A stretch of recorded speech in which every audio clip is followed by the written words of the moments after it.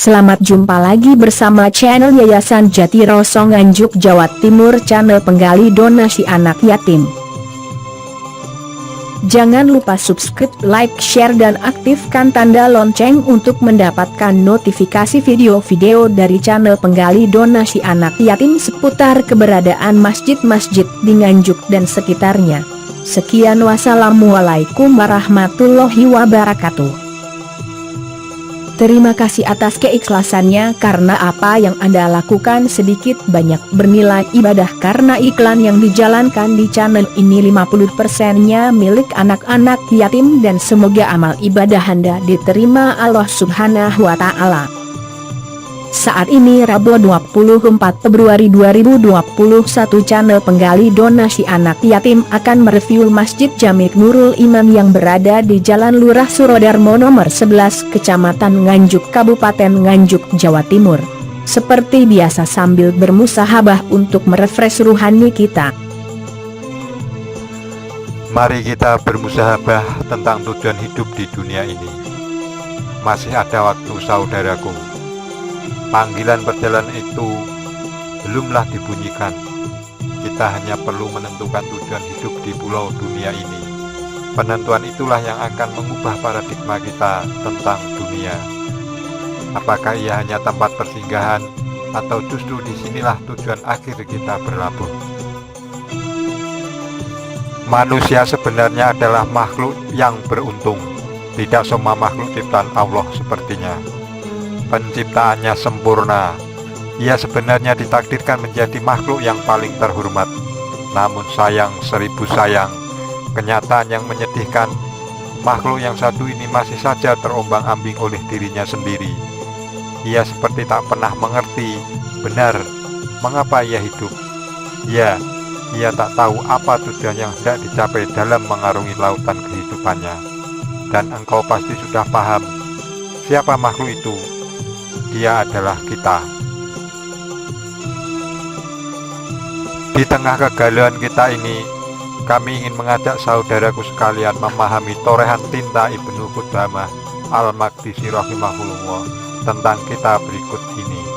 Ia mengatakan, sesungguhnya pernah terbetik dalam pikiranku untuk mempermisalkan dunia dan para penghuninya dengan para penumpang di sebuah bahtera yang terdampar di sebuah pulau disebabkan angin lautan yang sangat kencang menghantam mereka. Pulau itu sendiri adalah tambang segala permata dan batuan mulia, yakut, zamrud, zabarjah, mutiara, intan dan emas, serta bebatuan indah lainnya dan tanaman yang beraroma harum semerbak. Di pulau itu juga terdapat sungai-sungai yang mengalir dan aneka taman. Akan tetapi di sana juga ada sebuah wilayah yang hanya menjadi kekuasaan seorang raja. Tempat itu dikelilingi dan dibatasi oleh pagar dan tembok yang melindungi perbendaharaan kekayaan sang raja beserta semua keluarga dan budak-budaknya. Maka tatkala para penumpang bahtera itu turun di pulau itu, kepada mereka diumumkan, kalian akan tinggal di pulau ini hanya dalam sehari semalam. Karenanya gunakanlah waktu kalian yang amat singkat ini untuk sedapat-dapatnya mengumpulkan mutiara-mutiara berharga yang bertebaran. Orang-orang yang memiliki cita-cita tinggi dan tekad yang kuat pun segera memilih dan mengambil mutiara-mutiara berharga yang dimaksud. Mereka bersungguh-sungguh dan serius dalam bekerja. Bila keletihan, mereka akan segera mengingat betapa berharganya nilai mutiara-mutiara yang telah mereka dapatkan. Mereka juga segera menguatkan hati mereka dengan mengingat betapa singkatnya waktu yang disediakan buat mereka untuk tinggal di pulau itu. Mereka meninggalkan segala kesenangan, lalu melanjutkan kesungguhan dan pekerjaan mereka. Bila rasa kantuk mulai menyerang mereka, mereka kembali mengingat itu semua hingga kenikmatan tidur itu pun sirna, keletihannya pergi. Ada pula sekelompok penumpang yang lain, mereka mengumpulkan beberapa mutiara saja lalu beristirahat dan tidur bila waktu rehat dan tidur tiba. Sedangkan penumpang yang lainnya sama sekali tidak menyentuh mutiara-mutiara itu sedikitpun. Mereka lebih memilih bersenang-senang dan berleha-leha. Di antara mereka ada yang memilih membangun rumah, istana, dan bangunan yang megah. Ada pula yang sekedarnya saja mengumpulkan bejana dan batuan tak bernilai. Mereka benar-benar hanya menyibukkan diri mereka dengan menikmati kelezatan-kelezatan, mendengarkan hikayat-hikayat serta alunan musik yang membuai. Jenis penumpang ketiga ini mulai melirik wilayah kekuasaan sang raja. Mereka pun mulai membuat celah dan masuk secara paksa ke dalam wilayah itu. Mereka menghancurkan pintu-pintunya, merampas apa saja yang ada di situ, dan berbuat tidak senonoh terhadap budak dan anak-anak sang raja. Dan lonceng tanda keberangkatan pun dibunyikan. Panggilan untuk para penumpang pun dikumandangkan agar mereka bergegas.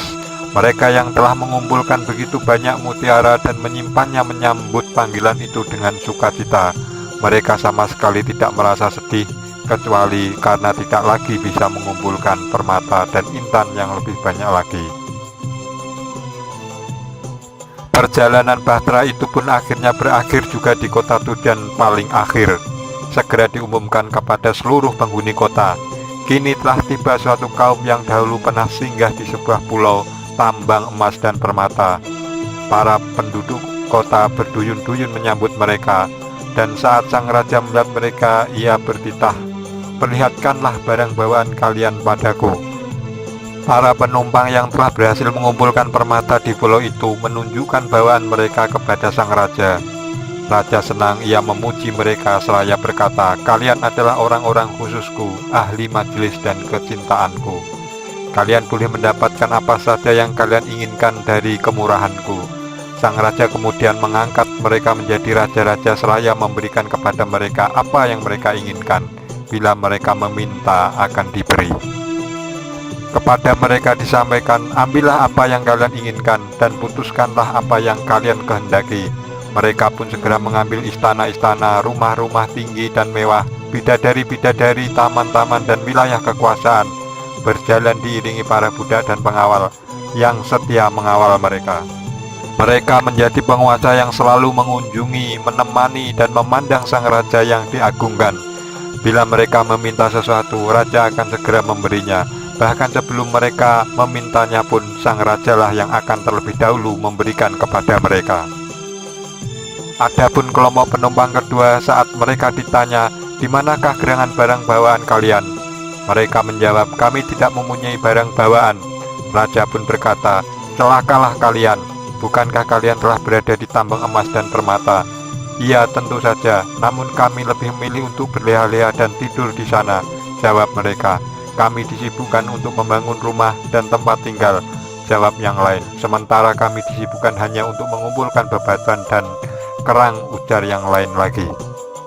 Maka dikatakanlah kepada mereka, "Kalian sungguh celaka. Tidakkah kalian mengetahui betapa singkatnya masa tinggal kalian di pulau itu, dan betapa berharganya nilai permata yang ada di sana? Bukankah kalian mengetahui bahwa pulau itu bukanlah tempat tinggal kalian yang sesungguhnya? Bukankah kalian telah diberikan peringatan dan nasihat oleh para pembawa nasihat? Tentu demi Allah kami sungguh mengetahuinya, tapi kami pura-pura bodoh. Kami telah dibangunkan, namun kami pura-pura tidur. Kami mendengarkan, namun kami pura-pura tuli dan tidak mendengarkan." Jawab mereka. Mereka hanya bisa menggigit jari dengan penuh penyesalan, menangisi kelalaian mereka, terdiam, menyesal, dan kebingungan. Sedangkan kelompok yang ketiga, mereka lebih galau lagi. Mereka telah merusak wilayah kekuasaan raja di pulau itu. Mereka datang seraya memikul dosa-dosa di atas punggung mereka.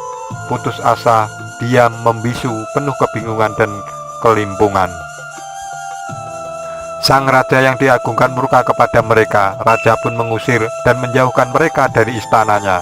Jika mereka bersabar menderita azab, maka nerakalah tempat diam mereka. Dan jika mereka mengemukakan alasan-alasan, maka tidaklah mereka termasuk orang yang diterima alasannya. Surat Fussilat ayat 24.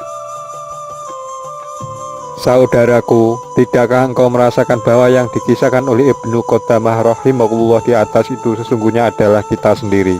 Bukankah penumpang Bahtera itu adalah kita dan bukan siapa-siapa? Tetapi di manakah permata-permata itu? Atau mungkin kita sekarang ini sibuk membangun istana di pulau dunia ini. Bahkan mungkin kita telah mengoyak dan melanggar batas-batas kekuasaan sang raja di pulau ini. Masih ada waktu saudaraku, panggilan perjalanan itu belumlah dibunyikan.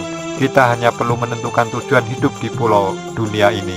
Penentuan itulah yang akan mengubah paradigma kita tentang dunia. Apakah ia hanya tempat persinggahan, atau justru disinilah tujuan akhir kita berlabuh. Ingat, tujuan kita adalah kebahagiaan negeri akhirat. Allah berfirman, barang siapa yang menghendaki keuntungan di akhirat akan kami tambah keuntungan itu baginya. Dan barang siapa yang menghendaki keuntungan di dunia, kami berikan kepadanya sebagian dari keuntungan dunia. Dan tidak ada baginya suatu bahagian pun di akhirat. Surah ayat 20. Jadi saudaraku, tentukanlah tujuan hidup kita sekarang, lalu istiqomahlah mengerjakannya. Semoga kita bisa istiqomah mengerjakan amal soleh untuk bekal kembali ke kampung akhirat. Amin. Sampai di sini dulu review masjid kali ini, sekaligus merefresh rohani kita. Jangan lupa subscribe, like, share, dan aktifkan tanda lonceng untuk mendapatkan notifikasi video-video review masjid di seputaran Kota Nganjuk, Jawa Timur. Dan atas perhatian dan keikhlasannya saya ucapkan terima kasih. Insya Allah apa yang Anda lakukan bernilai ibadah, karena iklan yang dijalankan di channel ini 50%-nya didonasikan kepada anak-anak yatim. Sekian, wassalamualaikum warahmatullahi wabarakatuh.